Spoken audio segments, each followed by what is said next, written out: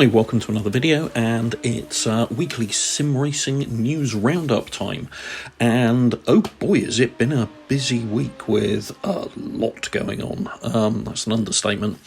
We're going to first of all start off with something nice and light, and that is not sim related but arcade related. And I don't know about you guys, but I still like a good arcade racing title every now and again. If you've had a few beers, maybe a little bit merry, then arcade title fits the bill. Or sometimes you just want to relax and don't want to bother getting into the rig.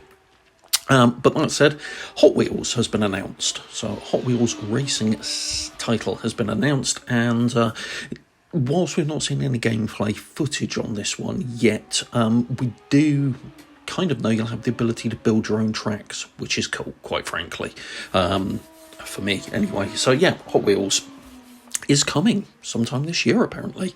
We've then got Automobilista 2 had a big update, and then, as is their tradition, they have thrown out a couple of hotfixes already this week. The main takeaway from it, and I've done a video for this one, so I will link to that video as well, but I'll also link to the update details themselves.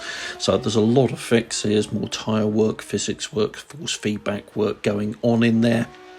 But the highlight for most people is the fact that we've got new tracks and new vehicles in here.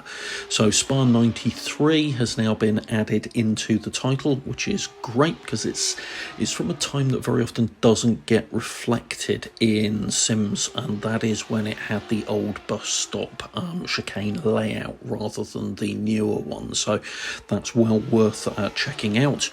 We've got two Group C cars. So we've got the sample Mercedes C9 and the Porsche 962C in there, as well as the 1999 Chevrolet Amiga stock car, which for those of us in Europe we will know as the Vauxhall Carlton, and that thing's great fun, quite frankly. Moving on from that, Project Cars 3, you see the title of the moment, as it still is, got its latest round of DLC. So for this we got a new track, which is a fictional track that's been put into there. It's a short oval with an outside stadium track variant, well actually two of them, and you've also got a figure of eight, not a crashy figure of eight, an up and over bridge and tunnel figure of eight layout in there. It's quite entertaining for what it is, being perfectly honest. Bit of short oval racing, it's not the most imaginative thing in the world, but there we go. We then got the Power DLC car pack, and in this we had Toyota Sprinter Torino, we had a Nissan Silvia S15, and we got the Nissan 370Z. But on top of the normal three cars that we are used to getting from Project Cars 3 DLC packs, there was also a fourth one this time around, which was the new Nissan Proto Z concept car, so the prototype for the upcoming 400Z.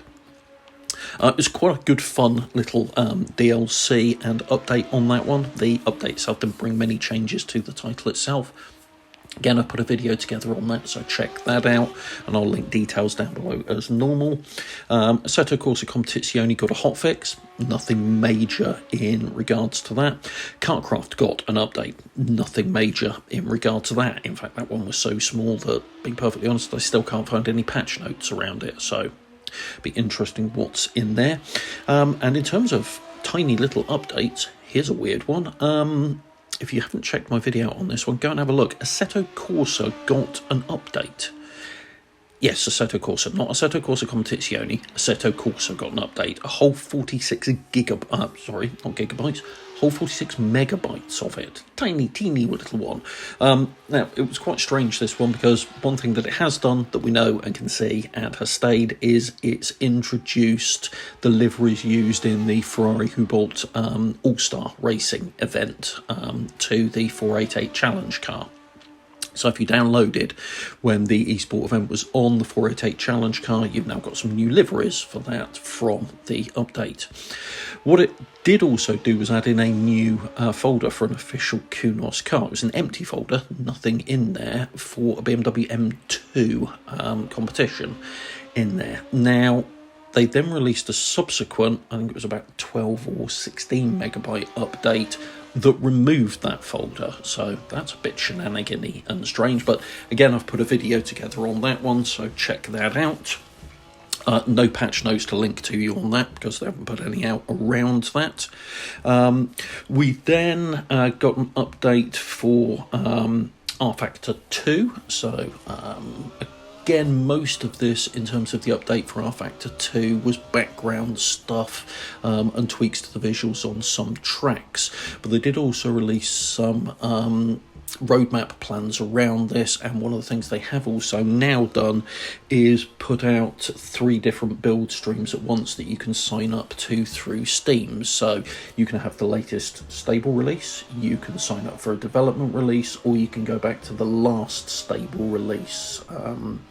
So 3 options there, and I think I will be playing around with having a look at their developer release and see what's coming up on that, primarily because the big news for me anyway that landed this week was that Motorsport Games have bought Studio 397, who are the developers behind RFactor 2. So this is, in the space of a few months, the second dev that they've bought, as they also bought the KartKraft dev Black Delta a short while ago, and they also have managed to pick up the official licenses for the British Touring Car Championship and the 10-year license agreement with the Le Mans series, so with the ACO. Add in the fact that they've got the NASCAR license, and you've got quite a package organised by Motorsport Games there, who are, to be blunt, not the most uncontroversial company in the world, mainly because they're owned by motorsport.com, who are fairly... Well, let's put it this way, there's a lot of people out there that don't have a good thing to say about them, and I'll leave it at that. I've put a video together on my thoughts on that one, and again, I'll link that down below along with the press release and all of the news around that. So that's the weekly roundup. As I say, it's been a busy one. So let's now move on to what you're looking at here. So, what we've got here, the car I'm sure you will recognise off the back of this. It's a BMW M1 Pro car, and this one's been heavily reworked in terms of the mod by some of the folks over at GT Planet. So I'll leave a link to that down below, and the track is Okutama, which is my personal favourite track that has appeared in the Grid series. I think it's a really nice track, a really nice layout, and this is an ongoing development for this one by a guy known as Mascot over at, again, GT Planet, and I'll leave a link to the current build which I'm running here. You've got a load of skins on this one as well, which is really nice. This is the faded 80s skin I'm running here, which is my personal pick of them, but it's something that he is constantly developing and tweaking and updating, so I strongly recommend you check that one out and keep an eye on the Assetto Corsa mods thread over at GT Planet for when changes do come through on that one, because it really is a quality build and one I really enjoy. So there we go, that's it. Busy week in terms of sim racing news, so please do let me know if you've got any thoughts on this down in the comments below, and if you found this useful, please do hit the like and subscribe buttons, and if you want to be notified when new content gets uploaded, hit that bell icon. Thanks very much, have a great weekend everyone, and thanks for watching, bye.